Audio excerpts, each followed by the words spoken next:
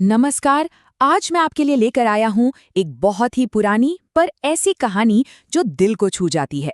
ये कहानी है अच्छाई और लालच की, एक गरीब लकड़हारे की, एक जादुई पेड़ की और हाँ, एक ऐसे इनाम की जो किसी की भी जिंदगी पलट सकता है।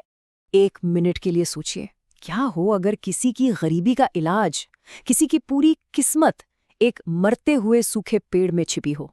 अजीब लगता है ना। हमारी कहानी बस इसी सवाल से शुरू होती है और यकीन मानिए ये हमें सीधे कहानी के दिल में ले जाएगी। तो चलिए मिलते हैं हमारी कहानी के हीरो से। नाम है उसका सरजू, एक बहुत ही सीधा साधा गरीब लकड़हारा।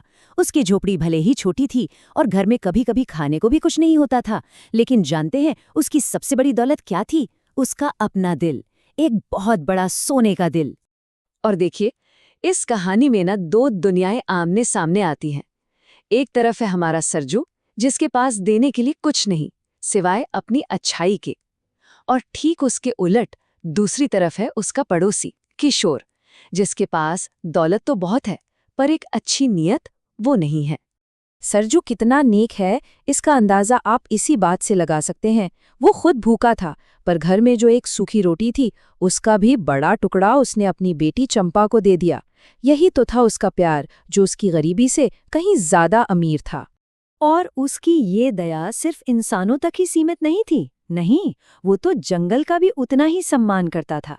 कभी भी किसी हरे भरे पेड़ पर कुल्हाड़ी नहीं चलाता था, सिर्फ सूखी लकड़ियां ही चुनता था।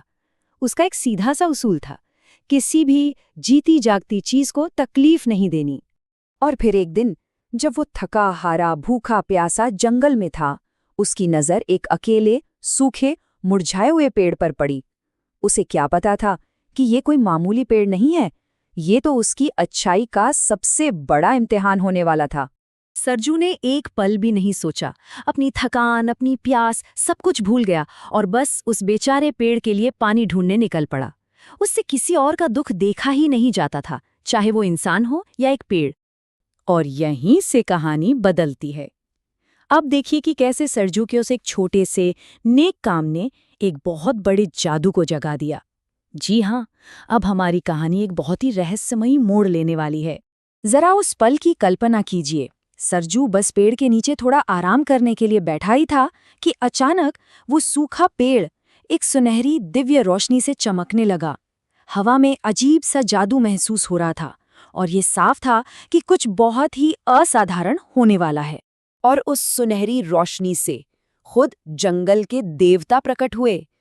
उन्होंने सरजू से कहा, डरो मत सरजू, तुम्हारा वो काम जो तुमने बिना किसी स्वार्थ के, बिना कुछ पाने की उम्मीद के किया, वो मैंने देखा है।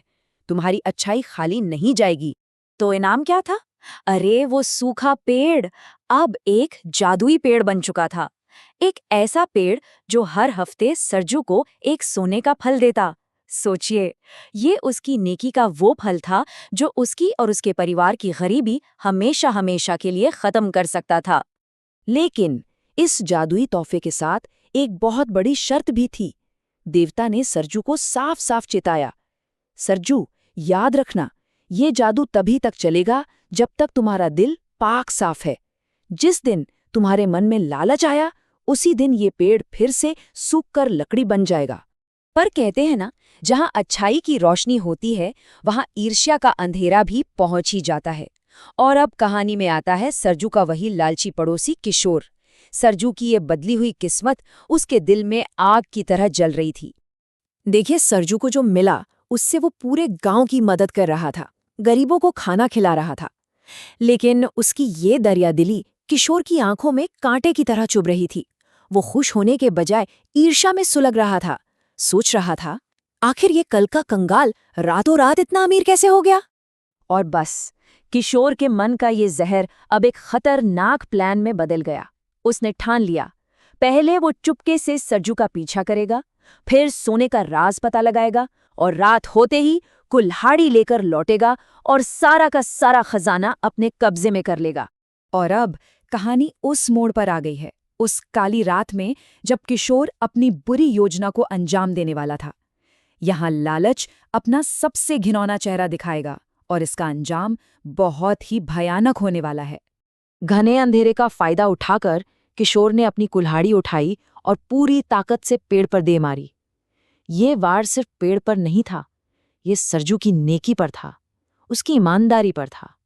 ये लालच का अच्छाई पर सीधा हमला था। और जैसे ही कुल्हाड़ी पेड़ से टकराई, जादू पलट गया। एक झटके में वो चमकते हुए सोने के फल कोयले जैसे काले पत्थर बन गए। लालच का असर तुरंत दिख गया। और फिर कुछ ऐसा हुआ जिसकी किसी ने कल्पना भी नहीं की थी। पेड़ की टहनियां अचानक सांपों की तरह हरकत करने लगीं और उन्होंने किशोर को चारों तरफ से जकड़ लिया। जो पेड़ जिंदगी दे रहा था, वही अब सजा दे रहा था। लेकिन जरा देखिए, ऐसे भयानक मंजर में भी सरजू की अच्छाई, जो इंसान उसकी खुशियां छीनने आया था, वो उसी की जान की भीख मांग रहा था। उसने देवता से कहा, बाबा इसे छोड़ दीजिए। लालच ने इसकी अक्ल पर पर्दा डाल दिया था, इसे एक और मौका दीजिए। तो चलिए अब देखते हैं कि इस डरावनी रात के बाद सुबह क्या लेकर आई। और ये कोई आम सुबह नहीं थी, ये एक ऐसी सुबह थी जो सिर्फ सरजू या किशोर को नहीं, बल्कि पूरे के पूरे गांव को हमेशा के लिए बदलने वाली थी। मौत को इतने पास से देखने के बाद और सरजू की इतनी बड़ी अच्छाई देखने के बाद किशोर का पत्थर दिल पे घल गया। उसने रोते हुए सच्चे मन से सरजू से माफी मांगी और बस उस दिन एक दुश्मन हमेशा के लिए एक सच्चा दोस्त बन गया। और जब ये दो हाथ मिल गए तो एक और चमत्कार हुआ। अब वो दोनों दोस्त मिलकर उस पेड़ के सोने के फल का इस्तेमाल पूरे गांव की भलाई के लिए करने लगे। उन्होंने साथ मिलकर गांव के बच्चों के लिए एक स्कूल बनवाया ताकि आने वाली पीढ़ी का भविष्य भी सोने की तरह चमक सके। और कहानी के आखिर में सरजू अपनी बेटी को वो सबसे कीमती बात सिखाता है जो इस पूरी कहानी का निचोड़ है।